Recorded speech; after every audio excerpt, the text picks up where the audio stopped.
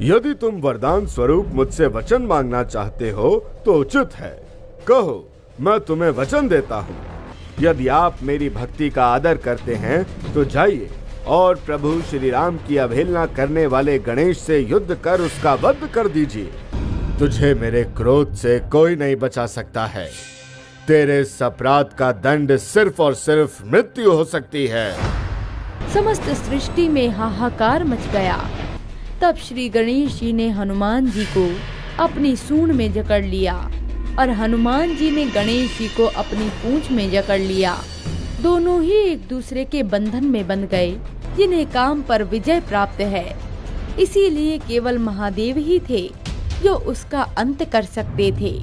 तब महादेव ने अपना त्रिशूल उठाया और अपने एक ही प्रहार से, प्रिय भक्तों, आज हम आपको एक ऐसे युद्ध के संदर्भ में बताने जा रहे हैं जो पार्वती नंदन विघ्नहर्ता भगवान गणेश और पवन पुत्र संकट मोचन महाबली हनुमान के मध्य हुआ। हनुमान जी और गणेश जी दोनों ही सदैव धर्म का पालन करते थे और अपने भक्तों पर आए कष्टों का निवारण कर अनेक विपदाओं से उनकी रक्षा करते हैं।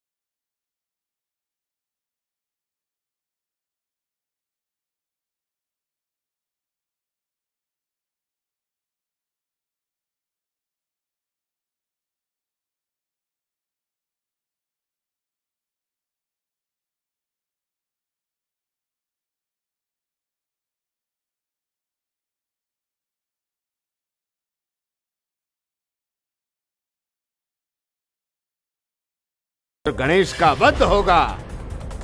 परंतु ये भी सत्य है कि वो पार्वती नंदन है।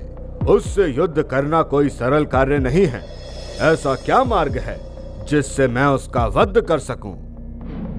गजासुर अत्यंत विचलित था कि वो किस प्रकार माता पार्वती के पुत्र भगवान गणेश का वध करे, क्योंकि जो स्वयं महादेव और पार्वती के पुत्र हैं, उनको भला कौन क्षति पहुंचा सकता है। उनके वध की योजना हेतु गजासुर ने ब्रह्मदेव की कठोर तपस्या की। अनेकों वर्ष बीत गए, परंतु वो ब्रह्मदेव की तपस्या में लीन रहा। इतनी कठोर तपस्या देखकर ब्रह्मदेव अत्यंत प्रसन्न हुए और उन्होंने प्रसन्न होकर गजासुर को अपने दर्शन दिए। वाह, मैं तुम्हारी तपस्या से अत्यंत प्रसन्न हूँ। मांगो, तुम्हें मुझसे क्या वरदान चाहिए? हे ब्रह्मदेव, आपने मुझे दर्शन देकर मेरी तपस्या को सफल कर दिया है। मुझे वरदान दें कि मैं अमर हो जाऊं और इस संसार में कोई भी मेरा अंत ना कर सके। गजासुर, ये तुम भली भांति जानते हो कि अमरता का वरदान काल चक्र के नियम के विरुद्ध है। अतः हम तुम्हें अमर होने का वरदान नहीं दे सकते।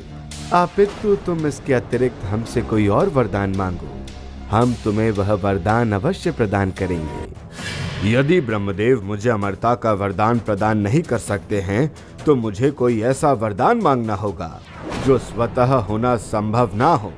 इस संसार में केवल काम ही है जो सर्वत्र जगत में व्याप्त है, कोई इसके प्रभाव से मुक्त नहीं है। कहो वत्स, क्या वरदान चाहिए तुम्हें? ब्रह्मदेव, यदि आप मुझे वरदान प्रदान नहीं कर सकते तो मुझे ऐसा वरदान दीजिए कि मेरी मृत्यु केवल किसी ऐसे के हाथों ही संभव हो जिसने काम पर विजय प्राप्त कर ली हो। अन्यथा उसके अतिरिक्त संसार में कोई भी मेरा वध ना कर सके। गजासुर को वरदान देकर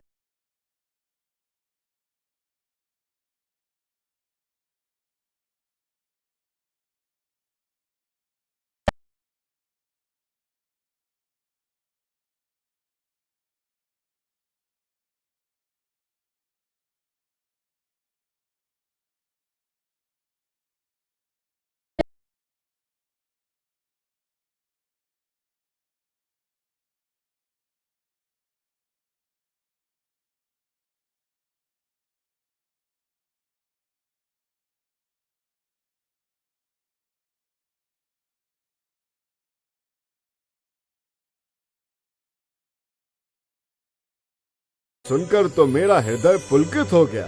हे राम भक्त, तुम कौन हो? मुझे अपना परिचय दो। जय श्री राम, जय जय श्री राम। हे कपि श्रेष्ठ केसरी नंदन, अपने चरणों में इस राम भक्त का सादर प्रणाम स्वीकार कीजिए। तुम्हारे हृदय में जो श्री राम के प्रति भक्ति और प्रेम की भावना है, वो देखकर मुझे अत्यंत प्रसन्नता हुई। तुमने मेरे हृदय को इतने आनंद से भर दिया है। यदि तुम्हें मुझसे कोई वरदान चाहिए तो कहो। हे कपि श्रेष्ठ, आप मुझे वरदान स्वरूप अपना वचन प्रदान कीजिए कि मैं आपसे जो मांगूं आप वो मुझे अवश्य दें। यदि तुम वरदान स्वरूप मुझसे वचन मांगना चाहते हो तो उचित है, कहो, मैं तुम्हें वचन देता हूँ। हे पवन पुत्र हनुमान, मेरे लिए संसार में श्री राम के नाम से अधिक और कुछ भी प्रिय नहीं। इसलिए मैं कदापि ये सहन नहीं कर सकता कि कोई मेरे प्रभु श्री राम के नाम की अवहेलना करे। शिव पुत्र गणेश सदैव श्री राम के नाम की अवहेलना करते हैं। मैं उनके इस व्यवहार से अत्यंत क्रोधित हूँ। श्री राम के नाम से तो व्यक्ति के सारे कष्ट दूर हो जाते हैं और शिव पुत्र गणेश उनकी अवहेलना करते हैं।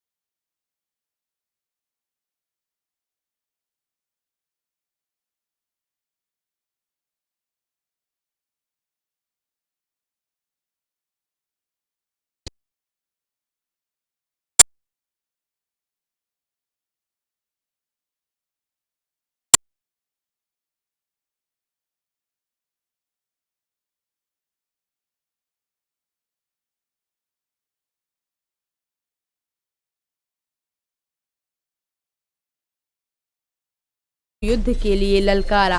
उसी समय नारद मुनि माता पार्वती और महादेव के समक्ष पहुँचे और उन्हें हनुमान जी और गणेश जी के मध्य युद्ध के संदर्भ में अवगत कराया। जैसे ही माता पार्वती और महादेव उनके मध्य हो रहे युद्ध को रोकने के लिए मार्ग में बढ़े, उसी क्षण गजासुर ने आकर उनका मार्ग रोकने का प्रयास किया। कौन हो तुम? हट जाओ हमारे मार्ग से।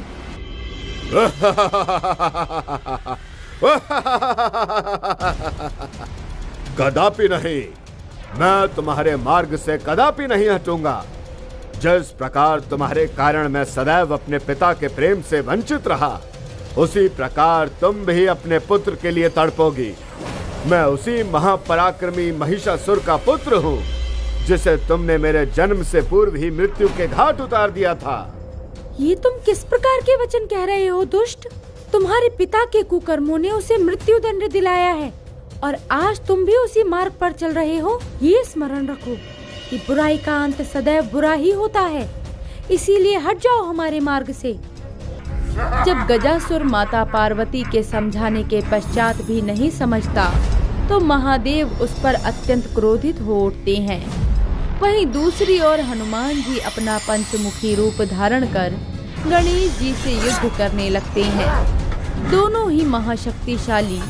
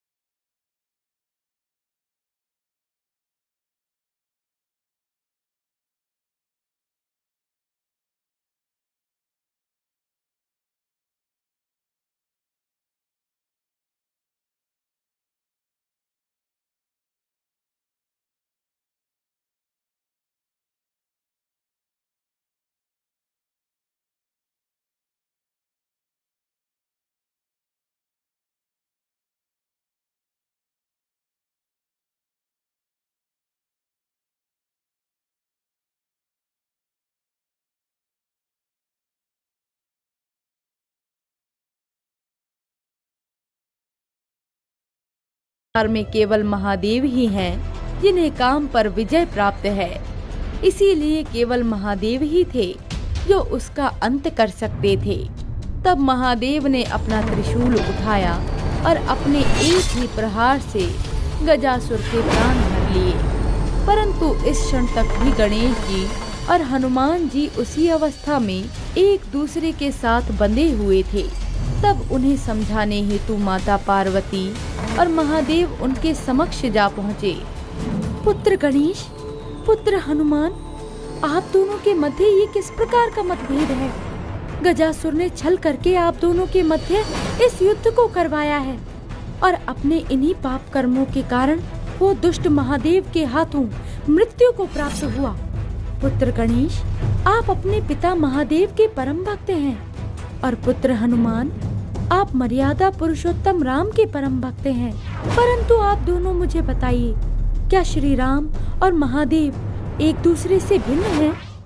माता के ऐसा कहने के पश्चात महादेव हनुमान जी को अपने उसी रूप में दर्शन कराते हैं जिस रूप में प्रभु श्री राम ने महादेव को रामेश्वरम में स्थापित किया था। तब हनुमान जी और प्रभु गणेश को महादेव के उस ज्योतिर्लिंग के भीतर प्रभु श्री राम और महादेव दोनों के दर्शन हुए। तब उन्हें अपनी गलती का भान हुआ और दोनों ने शीश झुकाकर ज्योतिर्लिंग में प्रभु श्री राम और महादेव को प्रणाम किया। तब माता पार्वती ने उन्हें समझाया कि शिव और राम दोनों एक ही हैं। जो दोनों में भेद कर आपस में मतभेद करता है, उन्हें किसी की भी भक्ति प्राप्त नहीं होती। प्रिय दर्शकों, हमारे महादेव इतने सरल व सहज हैं, इसीलिए महादेव को भोले भंडारी भी कहा जाता है। परंतु महादेव के क्रोध की भी कोई सीमा नहीं है, जिसका सामना स्वयं श्री हरि विष्णु और ब्रह्मदेव कर ले। वहीं हमें देव संहिता और स्कंद पुराण में महादेव के क्रोधाग्नि से उत्पन्न वीरभद्र का वर्णन मिलता है, जिन्हें महादेव का प्रथम रुद्र अवतार भी कहा जाता है। वैसे तो वीरभद्र का अभिप्राय भद्रता, वीरता और ऐश्वर्य से है, परंतु माता सती की मृत्यु के उपरांत महादेव के वियोग, शोक और क्रोध की कोई सीमा न थी, जिस कारण महादेव की जटाओं से वीरभद्र की उत्पत्ति हुई और महादेव के आदेश से वीरभद्र ने प्रजापति दक्ष के यज्ञ को विध्वंस कर दक्ष का वध कर दिया था, जहां भगवान विष्णु सहित समस्त देवगणों को पराजय और अपमान का सामना करना पड़ा था। तो आइए जानते हैं वो कौन सा मुख्य कारण था जो श्री हरि विष्णु को वीरभद्र के हाथों पराजित होना पड़ा। लिंग पुराण की एक कथा के अनुसार प्रजापति दक्ष के यज्ञ होने से पूर्व ही शिव भक्त महर्षि दधीची ने ये श्राप दिया था कि श्री हरि विष्णु सहित समस्त देवताओं को महादेव के एक गण के हाथों पराजित और अपमानित होना पड़ेगा। पूर्वकालिक इस पराजय रूपी अभिशाप को स्वयं ब्रह्मदेव भी अपनी लेखनी से टाल नहीं सकते थे। शायद इसमें महादेव की भी इच्छा निहित हो, क्योंकि वो स्वयं त्रिकालदर्शी हैं। जब प्रजापति दक्ष ने कनखल क्षेत्र में यज्ञ का आरंभ किया, जहां भगवान विष्णु ब्रह्मदेव सहित समस्त देवों के साथ यक्ष, नाग, किन्नर, गंधर्व और ऋषि मुनियों को निमंत्रण तो भेजा गया, परंतु प्रजापति दक्ष ने अपने दुराग्रहवश महादेव को निमंत्रण नहीं भेजा। वहीं माता सती अपने पिता द्वारा किए जा रहे यज्ञ में सम्मिलित होने के लिए अत्यंत उत्सुक थी। हे नाथ, पिताजी द्वारा कनखल में यज्ञ का आयोजन किया जा रहा है। शायद आपको निमंत्रण नहीं मिला है, इसीलिए आप यज्ञ में शामिल नहीं होना चाह रहे हैं। परंतु शास्त्रों में ये विधान है कि गुरु के यहाँ, पिता के यहाँ और मित्र के यहाँ हम बिना निमंत्रण के भी जा सकते हैं। देवी, आप जो भी कह रही हैं सब उचित व सत्य है। हम अपने गुरु, पिता और मित्र के यहाँ बिना निमंत्रण के जा सकते हैं, परंतु जब जानबूझकर निमंत्रण ना दिया गया हो, फिर तो वहाँ बिल्कुल भी नहीं जाना चाहिए, क्योंकि उसके मन के अंदर कोई ना कोई द्वेष अवश्य होगा। अतः वहाँ ना जाने में ही अपनी भलाई है। इसलिए हे देवी, आपको भी अपने पिता के यहाँ इस समय नहीं जाना चाहिए। हे नाथ, मैं कहाँ किसी पराये के घर जा रही हूँ। मैं तो अपने माता पिता के घर जाने के लिए आपसे आज्ञा मांग रही हूँ। देवी, विवाह के उपरांत अपने पति का घर ही स्त्री का घर होता है, न कि उसका मायका। अतः हे देवी, समय की अनुकूलता और प्रतिकूलता को समझने के लिए आपको फिलहाल कैलाश में ही निवास करना चाहिए। हे नाथ, आप सर्वथा उचित कह रहे हैं, परंतु एक स्त्री अपने पुत्री धर्म से कैसे विमुख हो सकती है? जहाँ उसके स्वजन हो, फिर उसे किसी निमंत्रण और आमंत्रण की क्या आवश्यकता है? हे देवी, जब आप अपने माता पिता के घर जाने का निश्चय कर चुकी हैं, फिर आप मेरी आज्ञा से जा सकती हैं। हे नाथ, जैसी आपकी आज्ञा। महादेव माता सती को प्रजापति दक्ष के यज्ञ में जाने के लिए आधे अधूरे मन से आज्ञा तो दे देते हैं, क्योंकि वो तो स्वयं त्रिकालदर्शी हैं। तब भी महादेव माता सती के साथ नंदी के साथ शिवगणों को प्रजापति दक्ष की यज्ञ में भेज देते हैं। माता सती यज्ञशाला में पहुंचकर देखती हैं कि वहां पर महादेव का यज्ञ का कोई हिस्सा नहीं है और उन्हें अपने पति यानी कि महादेव का अपमान सहन नहीं होता। भला एक पतिव्रता स्त्री कभी भी अपने पति का अनादर और अपमान को सहन नहीं कर सकती, और इस कारणवश माता सती अपने पिता से विरोध प्रकट करने लगती हैं और अपने पिता द्वारा महादेव का बारंबार किया जा रहा अपमान सहन नहीं कर पाती हैं, जिस कारणवश माता सती यज्ञशाला की हवन कुंड में आत्मदाह कर लेती हैं, जिसे देखकर समस्त देवगण हतप्रभ और चिंतित हो जाते हैं, क्योंकि वो ये सब भली भांति जानते थे महादेव माता सती का वियोग सहन नहीं कर पाएंगे और समस्त सृष्टि को अपनी क्रोधाग्नि से भस्म कर देंगे। माता सती को अग्नि में समाहित होता हुआ देखकर नंदी सहित समस्त शिवगण कैलाश रोते बिलखते हुए पहुंच जाते हैं। हे नाथ, महा अनर्थ हो गया, हम सब अनाथ हो गए। हे पुत्र नंदी, क्या हुआ जो तुम सब विलाप किए जा रहे हो? देवी सती कहीं दिखाई नहीं दे रही, सब कुछ कुशल तो है ना? हे नाथ, कुशल जैसा अब कुछ नहीं रहा है, सब अमंगल ही हो रहा है। नंदी, क्या हुआ? अति शीघ्र मुझे बताओ। हे प्रभु, माता सती प्रजापति दक्ष द्वारा किया जा रहा आपका अपमान सहन नहीं कर पाई और माता ने हमारी आंखों के सामने यज्ञशाला के हवन कुंड में ही अग्नि समाधि ले ली। उन्होंने हमें सहायता करने का कोई अवसर नहीं दिया। हे देवी सती, आपने ये कैसा अनर्थ कर दिया। मैंने तो आपको लाख मना किया था, परंतु आप तो अहंकारी पिता के प्रेम में व्याकुल हुए जा रही थी। दक्ष, तूने मुझसे मेरे प्राण से प्रिय सती को छीना है। मैं तुझसे तेरा सब कुछ छीन लूंगा, तेरा जीवन नरक के समान बना दूंगा।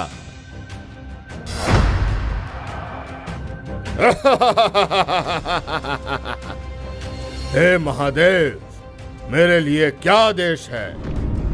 वीरभद्र, अहंकारी दक्ष से मेरा प्रतिशोध है और दक्ष का सर्वनाश ही मेरा अंतिम उद्देश्य है। जाओ, उस अहंकारी दक्ष के महायज्ञ को भंग कर दो और उसका कटा हुआ मस्तक मेरे सम्मुख प्रस्तुत करो।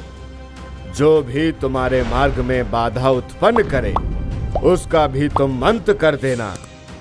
हे भोलेनाथ, ऐसा ही होगा। प्रजापति दक्ष, तेरे इस महायज्ञ का विनाश हो जाएगा, क्योंकि महादेव की क्रोधाग्नि तेरे लिए विपत्ति और दुर्भाग्य बनकर वायु मार्ग से आ रही है, जो तेरे विनाश का मूल कारण बनेगी। आकाशवाणी सुनकर प्रजापति दक्ष भयाकुल हो जाते हैं, क्योंकि उनकी महायज्ञ के भंग होने के साथ ही उनके स्वयं के प्राणों पर संकट आ गया था। तभी प्रजापति दक्ष महर्षि भृगु से सहायता मांगते हैं। महर्षि भृगु अपने तपोबल से हजारों की संख्या में यज्ञ कुंड से आहूत सैनिक उत्पन्न कर देते हैं, जिसे वीरभद्र अपने एक प्रहार मात्र से समस्त आहूत सेना को खत्म कर देते हैं। ये सब देखकर प्रजापति दक्ष इंद्रदेव से सहायता के लिए कहते हैं। हे देवराज, कृपया करके आप इस महायज्ञ को भंग होने से बचा लें, अन्यथा महाअनर्थ हो जाएगा। प्रजापति दक्ष, आपने शिवद्रोही होने का महापाप किया है। मैं क्या, कोई भी महादेव रूप संकट से आपको नहीं बचा सकता है, परंतु आप मेरे शरणागत हैं, इसलिए मैं आपकी सहायता के लिए विवश हूँ। देवराज, मेरे मार्ग से हट जाइए, अन्यथा मैं आपको एक शिवद्रोही समझकर आपका भी अहित कर सकता हूँ। अतः यथाशीघ्र मेरे मार्ग से हट जाइए। हे रुद्रगण, दक्ष इस सृष्टि के प्रजापति हैं। उनके ना होने से समस्त सृष्टि की गति बंधित हो जाएगी। अतः मैं आपको उन्हें कोई हानि नहीं पहुंचाने दूंगा और ना ही इस महायज्ञ को भंग करने दूंगा, और मैं प्रजापति दक्ष की रक्षा के लिए वचनबद्ध हूँ।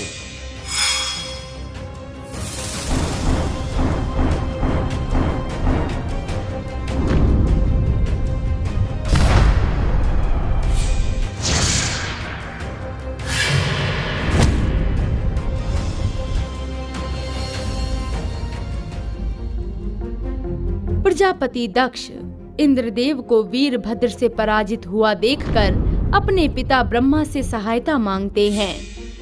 हे परमपिता, मेरी रक्षा करें, अन्यथा यह यज्ञ अनुष्ठान दूषित हो जाएगा। दक्ष, यहाँ पर जो भी हो रहा है सब तुम्हारे अहंकार के कारण हो रहा है।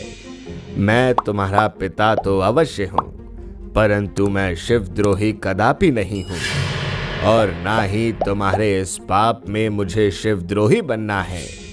अतः हे पुत्र, तुम्हारी इस कार्य में मैं कोई सहायता नहीं कर सकता हूँ। हे पालनहार, हे जगदीश्वर, आप ही मेरी रक्षा कर सकते हैं, ऐसा आपने मुझे वचन दिया था। प्रजापति दक्ष, निसंदेह मुझे आपकी और आपके इस महायज्ञ की रक्षा करनी चाहिए, परंतु आपने शिवद्रोही होने का महापाप किया है। फिर भला आप कैसे इस रुद्र के क्रोध से बच सकते हैं? हे पालनहार, आप मेरे आराध्य हैं, अतः आप किसी भी प्रकार से मेरी रक्षा करें। प्रजापति, आप ज्ञानी हैं, परंतु आपके आंखों पर अहंकार छाया हुआ है, इसलिए जो महादेव की इच्छा है वही मेरी भी इच्छा है। मेरा भक्त होने के बाद भी आप कैसे शिवद्रोही हो गए? आपने ये कैसे सोच लिया कि महादेव का बारंबार अपमान कर आप सुरक्षित रह पाएंगे? आपके ही कारण मुझे आज शिवद्रोही बनना पड़ेगा। हे नारायण, आप मेरे मार्ग को रोकने की चेष्टा ना करें तो उचित होगा, क्योंकि आप भी भली भांति ये जानते हैं कि मुझे रोक पाना असंभव है।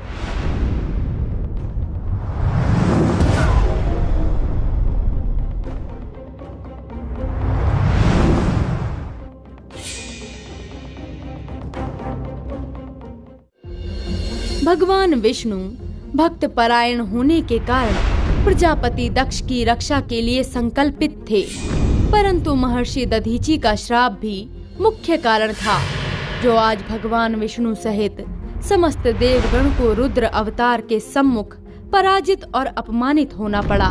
भगवान विष्णु के रणभूमि से जाते ही वीरभद्र ने प्रजापति दक्ष का सर धड़ से अलग कर यज्ञ कुंड में डाल दिया। प्रजापति दक्ष के मृत्यु के उपरांत यज्ञ पूर्ण नहीं हो पाता है, जिस कारण ब्रह्मदेव सहित समस्त देवगण महादेव से दक्ष को जीवन देने की विनती करने लगते हैं,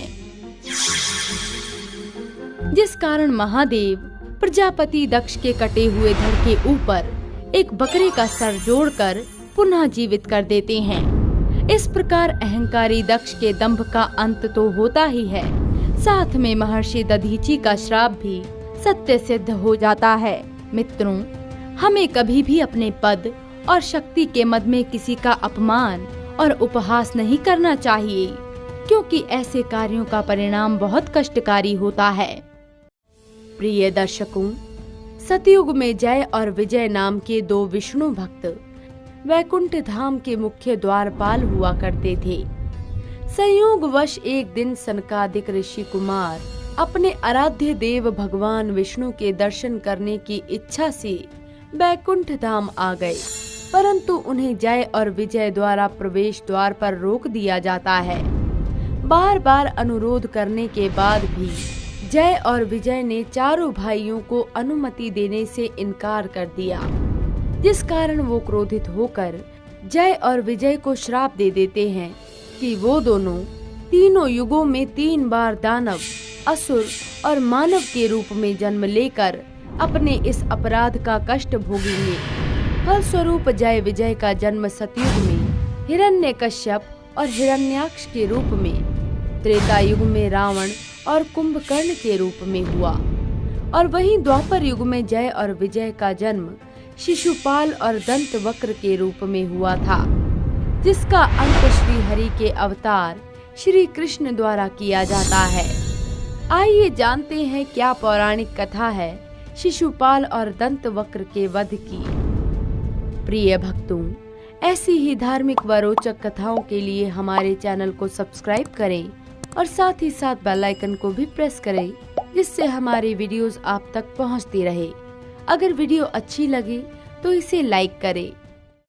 महाभारत के सभा पर्व के अनुसार जब हस्तिनापुर राज्य को 2 भागों में विभक्त कर पांडव और कौरवों के मध्य बांट दिया जाता है, और जहां इंद्रप्रस्थ के राजा धर्मराज युधिष्ठिर को घोषित किया जाता है। धर्मराज युधिष्ठिर ने भगवान श्री कृष्ण से प्रेरणा लेकर राजसूय यज्ञ का अनुष्ठान किया। उस राजसूय यज्ञ में समस्त प्रतापी राजाओं को आमंत्रित किया जाता है, जिसमें चेदी नरेश शिशुपाल को भी आमंत्रित किया जाता है। उस राजसूय यज्ञ में सर्वसम्मति से वासुदेव श्री कृष्ण को देवतुल्य मानकर यज्ञ के अग्रभाग को आहूत करने के लिए आमंत्रित किया जाता है। श्री कृष्ण को ऐसा सम्मान पाता देखकर शिशुपाल क्रोधित हो जाता है, क्योंकि वो रुक्मणी विवाह के उपरांत से ही श्री कृष्ण से ईर्ष्या का भाव रखने लगा था, और सभा में सहदेव द्वारा श्री कृष्ण का आतिथ्य सत्कार देखकर शिशुपाल क्रोध की अग्नि में जलने लगा। सहदेव, तनिक ठहरो तो सही। तुम किस व्यक्ति की अग्रिम पूजा करने जा रहे हो, जिसके ना तो कुल का पता है और ना ही माता और पिता का? फिर इस कुलहीन और वंशहीन की अग्रिम पूजा कर क्यों इस यज्ञ को दूषित कर रहे हो? चेदी नरेश शिशुपाल, अपनी मर्यादा का उल्लंघन ना करो तो उचित रहेगा। कदाचित तुम्हें ये नहीं पता है कि तुम किसका अपमान कर रहे हो। हे अर्जुन, शिशुपाल हमारे अतिथि हैं। अतिथि का अपमान साक्षात भगवान का अपमान माना जाता है। उनके मन में क्यों वासुदेव कृष्ण के प्रति इतना क्रोध है, पहले ये जान लेना आवश्यक है। हे पार्थ, बड़े भैया सत्य कह रहे हैं, परंतु शिशुपाल का मुझसे अगर वैर है तो उसे कहने दे, शायद फिर उसे ऐसा उचित अवसर दोबारा ना मिले। हे वासुदेव, चेदी नरेश द्वारा आपका ये अपमान मुझसे देखा नहीं जा रहा है। क्या वासुदेव वासुदेव लगा रखा है? ये कोई भगवान नहीं है, अपितु एक मायावी और मथुरा नरेश कंस का हत्यारा है। ये नीच पुरुष इस सभा में ऐसा सम्मान पाने योग्य तो बिल्कुल भी नहीं है। क्या समस्त सृष्टि में योग्य पुरुषों का अकाल पड़ गया है? क्या ये गुरु वेद व्यास, कृपाचार्य और द्रोणाचार्य से अधिक पूजनीय व श्रेष्ठ है? शिशुपाल, अपनी जीवा को विराम दो, अन्यथा तुम एक भी अपशब्द कहने लायक नहीं बचोगे। दाऊ भैया, शांत हो जाइए। कन्हैया, ये तुम्हारा अपमान पर अपमान किए जा रहा है और तुम मुझे शांत रहने के लिए कह रहे हो। दाऊ भैया, क्या आप भूल गए कि मैंने बुआ को शिशुपाल के 100 अपराधों को क्षमा करने का वचन दिया है? शायद शिशुपाल को 100 अपराधों की गिनती अवश्य याद होगी। अरे नीच कुलहीन, तू मुझे क्या क्षमादान देगा? क्या मैं तुझसे डरता हूँ? तू मथुरा नरेश कंस के दास नंद के घर पला बड़ा है और स्वर्ण आभूषण और उत्तम वस्त्र धारण कर लेने से तू थोड़ी ना राजकुल का उत्तम रक्त बन जाएगा। जिसे स्वयं के माता पिता का ढंग से पता नहीं, वो आज द्वारकाधीश बना बैठा है। तू तो एक छलिया और व्यभिचारी है। तूने तो अंधकासुर की 16,000 रानियों को बलपूर्वक अपनी रानी बना लिया। मुझे ये भली भांति पता है तूने गोकुल में क्या क्या गुल खिलाया था। चेदी नरेश, तुमने अगर एक भी अपशब्द अब वासुदेव श्री कृष्ण के विषय में कहा तो मैं अतिथि मर्यादा को तोड़ने में तनिक भी देरी नहीं करूंगा। श्वेत वस्त्र धारण कर लेने से कोई ब्रह्मचारी थोड़ी ना बन जाता है। शिशुपाल, माता गंगा की सौगंध, आज अगर ये यज्ञ का अनुष्ठान ना होता तो तुम्हारे जीवन का सूर्य आज अस्त हो जाता।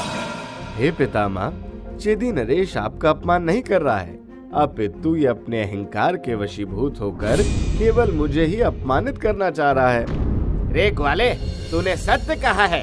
तो जैसे छलिया का स्थान मेरी जूती के नीचे है, ना कि राज सिंहासन पर। शिशुपाल, सावधान, तुम्हारे अपराधों की संख्या 99 हो चुकी है। तुम्हें ये मेरी आखिरी चेतावनी है। अगर तुम्हें अपने जीवन से तनिक भी प्रेम है तो अभी के अभी अपनी वाणी पर विराम लगा दो। ग्वाले, तू क्या मुझे चेतावनी दे रहा है? तू तो एक बहरूपिया है जो राजाओं के वस्त्र पहनकर एक झूठा राजा होने का ढोंग कर रहा है। तेरी सब माया का खेल मैं जानता हूँ। शिशुपाल, मेरे द्वारा दिए गए वचन की सीमा को तुम लांघ चुके हो। रे छलिया, तूने जिसका नमक खाया तूने उसी का वध कर दिया। फिर तेरी किस बात का मैं सम्मान करूं? मैं तेरा 100 बार नहीं 1000 बार अपमान करूंगा, क्योंकि तू उसी के लायक है। शिशुपाल, अब बस, तुम्हारे अपराधों की संख्या 100 हो चुकी है। अब तुम्हारे पापों का घड़ा भर चुका है।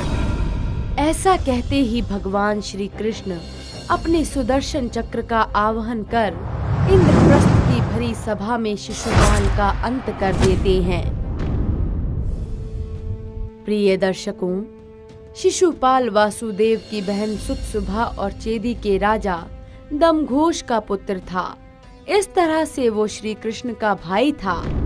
शिशुपाल का जन्म जब हुआ तो वो बड़ा ही विचित्र था, क्योंकि उसकी 3 आंखें और 4 भुजाएं थी। शिशुपाल के इस रूप को देखकर माता चिंता में पड़ गई और शिशुपाल को त्यागने का निर्णय किया।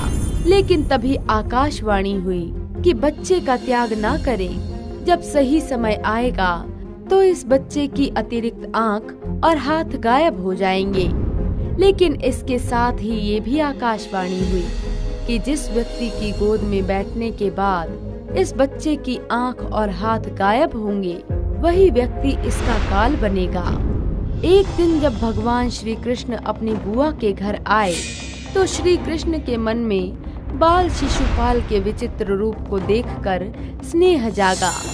तब उन्होंने उसे गोद में उठा लिया।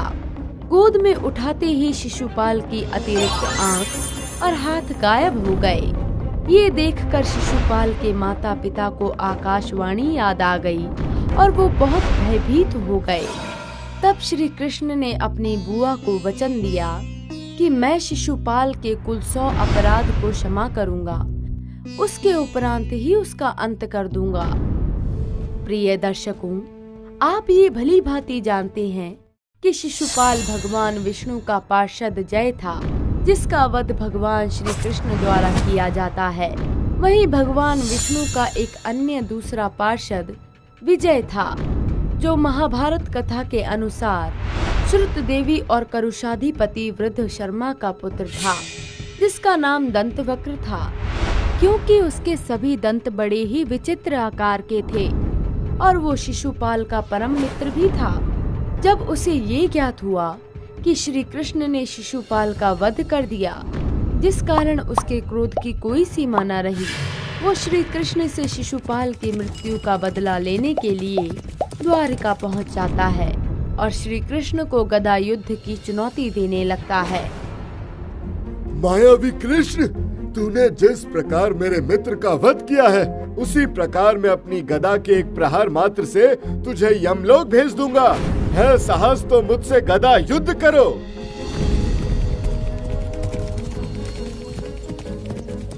दंतवक्र, मैंने तुम्हारी गदा युद्ध की चुनौती को स्वीकार कर लिया है।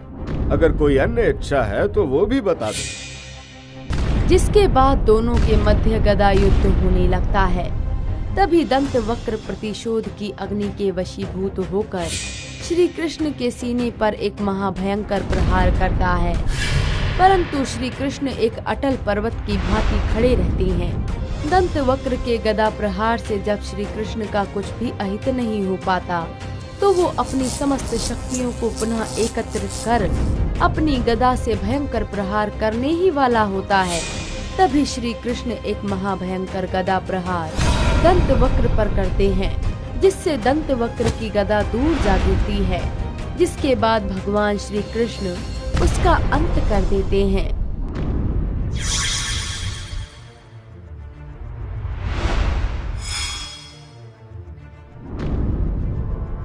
मित्रों, शक्ति और अहंकार से मानव, दानव, यहाँ तक कि देवता भी अछूते नहीं रहे हैं, जिस कारण उन्हें कई कष्ट भोगने पड़े। अतः हमें अपने अहंकार और शक्ति के वशीभूत होकर किसी को कष्ट व दुख नहीं पहुँचाना चाहिए। तब श्री गणेश जी ने हनुमान जी को अपनी सूंड में जकड़ लिया और हनुमान जी ने गणेश जी को अपनी पूंछ में जकड़ लिया। दोनों ही एक दूसरे के बंधन में बंध गए और युद्ध करने में असमर्थ हो गए।